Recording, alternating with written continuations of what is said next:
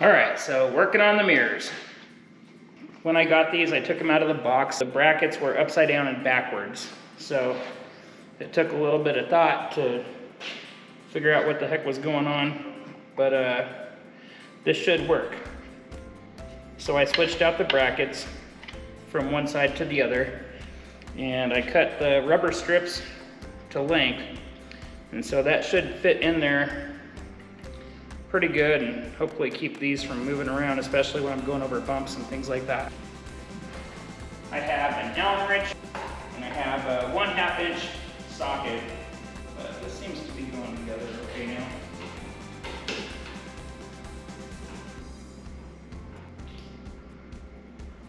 That seems to be on there pretty good. Let's see here.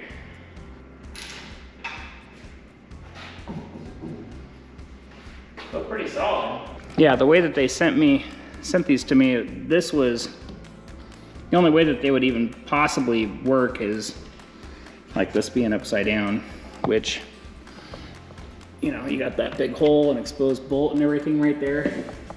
Obviously, that's not right. And so,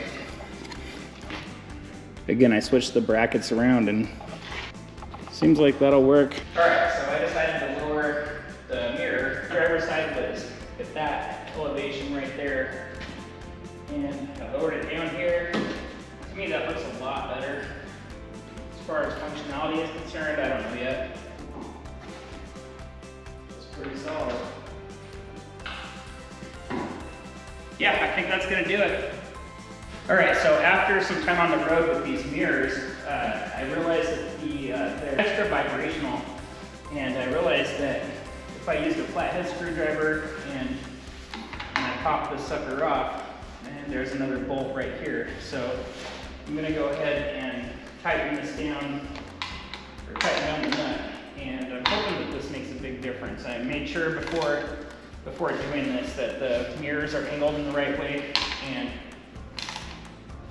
I retightened this guy here and then the Allen bolt there. Nothing worse than when you're trying to look in the mirror and it's bouncing all over the place, right? So it seems to have locked it up pretty good. I know I complained a lot about these mirrors, but hopefully they're not going to be so bad after all. I'll do the same thing on the other side.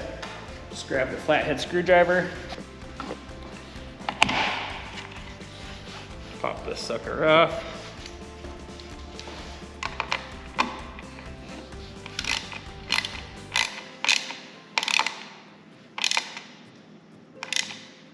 Definitely don't want to overdo it, because I feel like this plastic could strip out pretty easy.